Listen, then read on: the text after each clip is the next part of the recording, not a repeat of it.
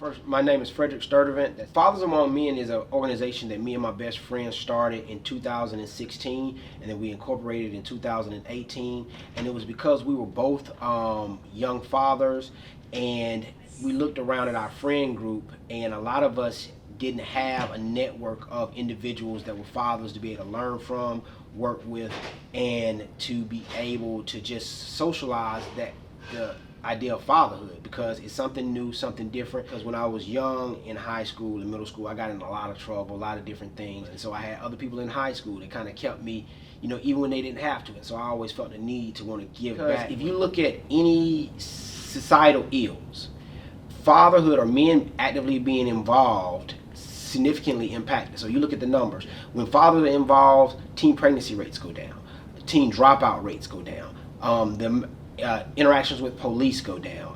Violence goes down, and their academics goes up. Their self-restraint and control. All those statistics that you look at and things that they say, hey, this is what's going on in our community, or this is what we don't have. When fathers are involved, all those things are positively impacted. Creating that space where men can come together and talk and have that communication around fatherhood, it really helps. Yes, I have an 8-year-old daughter. Her name is Emerson Elizabeth. My daughter makes friends with all of the kids, and she understands that the same standard I have for them, I have for her, and sometimes higher. So, when the kids might have, in our space, we used to have times where, they may not have done everything they need to do to clean up after themselves, eat. So sometimes, because they continue doing negative behavior, we go outside and run hills. Well, what it did was, some people thought, oh, he ain't gonna make his daughter get out there with everybody else. But guess what? She was the first one. I'm telling her first. And what she learns is that she's the only child right now. So she learns how to share with everybody. She learns how to be accountable for other people. She learns that, everybody doesn't have what she has, but she learns to be able to just adjust and socialize with all types of people. And so the kids also, they see that she has to do it, so it's not foreign to them.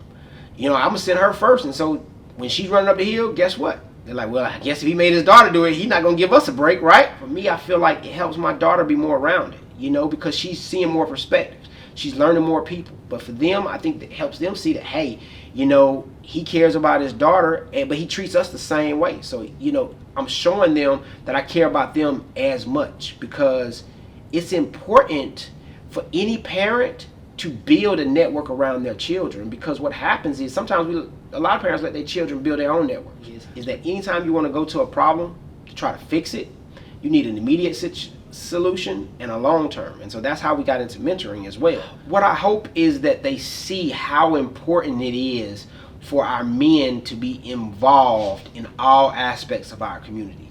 And fatherhood is very important for our men, because our kids help us, push us to be greater, right? Just like we push them, because when there's somebody that's watching your every step, you're gonna move differently. Is that we have a young man in our program named Lee. He said 8th grade is easy. He said, I'm doing better in all my classes. I'm doing this. I got these grades. He was proud to show about his grades, and you could see him talking about that, and it changed his mindset, I believe, at that moment about education, because he had pride in the fact that he knew it. Now, once youth start having pride about education, or about learning something, about what they know, then what happens? They end up getting better. They end up doing it more, and they don't feel so much like an outcast for being intelligent. And in that conversation, I told him, I said, well, you know why you're doing better, right? He was like, nah. I said, because your brain didn't shut off all summer, and all we did was read. Because part of the program, we do reading circles. And so he was like, hey, it was all we were doing was reading. So he's like, you know what? He said, I can see that. He said, because last year I used to be afraid for my teacher to call on me and have to read in front of people. And he said, but now I volunteer. I'm the first one to do it. And and it's important, because now, guess what? That means he's got more confidence in his reading. Reading is the foundation for everything, right? They tell you they build jails off of 3rd grade reading levels, right? So when we are working with them and they're increasing their reading efficacy, and they're definitely getting better, and it's getting more comfortable for them, Well, you're giving them a foundation that they can build off of. And once I kind of got things on track to do that, Fathers Among Men was our way of being able to start that. In colleges, your fraternities and sororities, guess what? They're going to move as a unit. More and more people are going to do what? Associate with them, want to interact with them, and everything else, because they're going to have more fun. They're going to be looking like they enjoy life, and they end up leaving they influence things based on. To me, that's how you change the culture. Okay, so our organization for this particular effort received $16,000. We put in a proposal for $25,000. We were awarded $16,000, and this is for what we call Activate Saturdays.